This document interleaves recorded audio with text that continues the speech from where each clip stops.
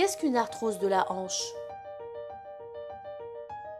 La coxarthrose est une affection douloureuse qui est associée à des signes articulaires, à une altération du cartilage et à des modifications connexes de l'os sous-chondral, visibles à la radiographie simple.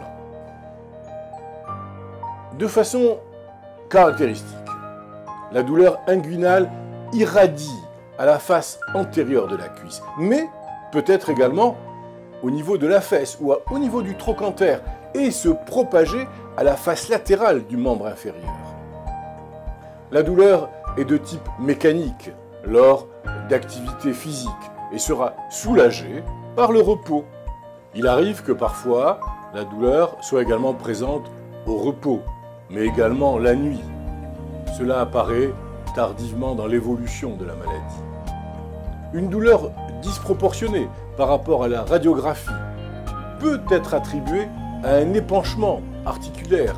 Il faut y penser, c'est l'épanchement de synovite, ou à une bursite du muscle, ou à une coxarthrose destructrice rapidement.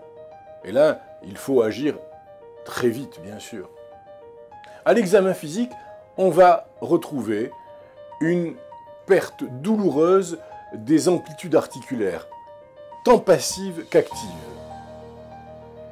Pour la hanche, la rotation interne est le premier mouvement qui sera affecté. Ensuite, nous trouverons la flexion qui sera affectée et enfin la rotation externe.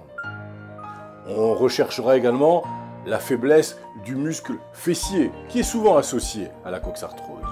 Et puis, plus tardivement, on découvrira une contracture en flexion de la hanche.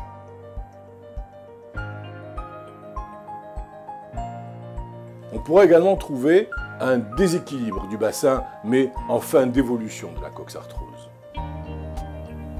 Enfin, le diagnostic se confirme par la radiographie. Oh, la radiographie simple, debout, en incidence antéro-postérieure du bassin et par des vues obliques des hanches touchées. La radiographie révélera un pincement articulaire, une sclérose sous-chondrale, des kystes osseux, et puis ces fameux ostéophytes, ainsi que des petites déformations osseuses. En synthèse, l'arthrose de la hanche est une affection douloureuse qui entraîne une diminution de la mobilité articulaire et une altération du cartilage articulaire et de l'os sous-chondral, tout cela visible à la radiographie.